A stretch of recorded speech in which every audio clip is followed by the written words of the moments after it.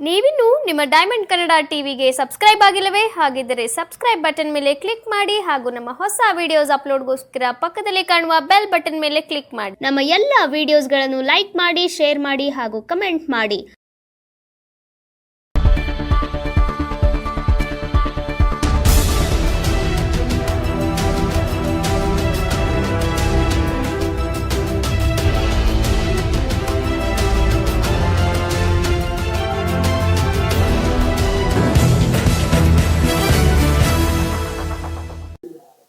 ಆರಂಭದಲ್ಲಿ ಲೋಕಸಭೆ ಚುನಾವಣೆ ಸ್ಪರ್ಧೆ ಮಾಡಬೇಕು ಅಂತ ತೀರ್ಮಾನ ಮಾಡುವಾಗ ಸೈದ್ಧಾಂತಿಕವಾಗಿ ಸ್ಪರ್ಧೆ ಮಾಡಬೇಕು, ನಾಮಕಾವಸ್ಥೆ ಸ್ಪರ್ಧೆ ಮಾಡಬೇಕು ಅಂತ ನಂದು ಭಾವನೆ ಇದ್ದಿದ್ದು.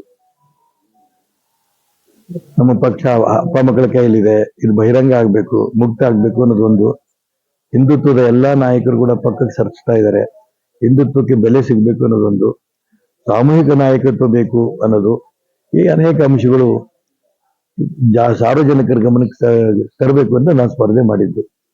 ಅದಕ್ಕೆ ಈ ಎಲ್ಲಾ ಅಂಶಗಳು ಕೂಡ ಸರಿ ಇದೆ ಅಂತ ಅನ್ಕೊಂಡು ಇವತ್ತು ಚುನಾವಣಾ ಪ್ರಚಾರದ ಕೊನೆಯ ನಿಮಿಷದಲ್ಲಿ ನೀವು ನನ್ನ ಜೊತೆಗೆ ಇದ್ದೀರಾ. ನಾನು ತಗೊಂಡಿರುವಂತಹ ವಿಚಾರ ಸಿದ್ಧಾಂತ ಸರಿ ಇದೆ ಅಂತ ಅನ್ಕೊಂಡು ಇಡೀ 8 ವಿಧಾನಸಭಾ ಕ್ಷೇತ್ರದಲ್ಲಿ ನಿರೀಕ್ಷೆಗೆ ಮೀರಿ ಎಲ್ಲ ವರ್ಗದ ಜನ, ಎಲ್ಲ ಪಕ್ಷದವರು, ಕಾಂಗ್ರೆಸ್, JDS, BJP ಎಲ್ಲರೂ ನನ್ನ ಬೆಂಬಲ ಕೊಡ್ತಿರೋದ್ರಿಂದ ಕನಿಷ್ಠ 2 ಲಕ್ಷ ಮತದಾಂತರದಲ್ಲಿ ನಾನು ಗೆಲ್ತೇನೆ.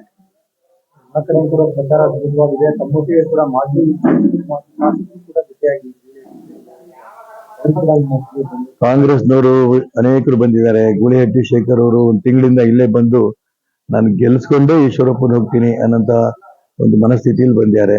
ಒಟ್ಟಾರೆ ನಿರೀಕ್ಷೆ ಮೀರಿ ನನಗೆ ಬೆಂಬಲ ಸಿಗ್ತಾ ಇದೆ.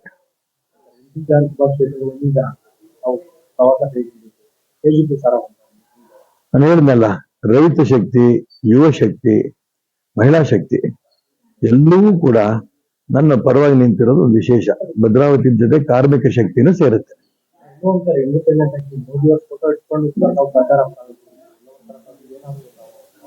ಮೋದಿ ವಿಶ್ವ ನಾಯಕರು, ಯಾರಪ್ಪ ಮನೆ ಸತ್ತಲ್ಲ, ಅದನ್ನ ನನ್ನಿಂದ ತಪ್ಪಿಸ್ಬೇಕು ಅಂತ ಬಿಜೆಪಿ ಕೋರ್ಟ್ಗೂ ಹೋದ್ರು. ಕೋರ್ಟಲ್ಲೂ ಅವರಿಗೆ ನ್ಯಾಯ ಸಿಗಲಿಲ್ಲ, ನನಗೆ ನ್ಯಾಯ ಸಿಕ್ಕಿದೆ. ನಾನು ಆರಂಭದಲ್ಲೇ ಹೇಳಿದೆ, ಒಂದ್ ಕಡೆ ನನ್ನ ಹೃದಯದಲ್ಲಿ ಒಂದ್ ಕಡೆ ಮೋದಿ, ಒಂದ್ ಕಡೆ ರಾಮ ಅಂತ. ಮೋದಿನ ನಾನು ಹೃದಯದಂತ ತಪ್ಪಿಸಕ್ಕೆ ಯಾರ ಕೈಲೂ ಸಾಧ್ಯ ಇಲ್ಲ. ಹಾಗಾಗಿ ಮೋದಿನ ಉಳಿಸ್ಕೊಂಡಿದ್ದು ನನ್ನ ಹೃದಯದಲ್ಲಿ, ಕೊನೆಯ ತನಕ ಮೋದಿ ನನ್ನ ಹೃದಯದಲ್ಲೇ ಇದ್ದೇ ಇರ್ತಾರೆ.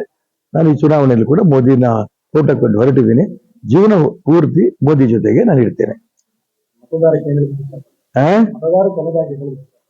ಮತದಾರರಿಗೆ ನಾನು ತೀರ್ಮಾನ ತಗೊಂಡಿರೋದು ಸಿದ್ಧಾಂತ ಸರಿ ಇದೆ ಅಂತ ನಿಮ್ಮೆಲ್ಲ ಗೊತ್ತಿರೋದ್ರಿಂದ ನನ್ನ ಜೊತೆ ಬನ್ನಿ.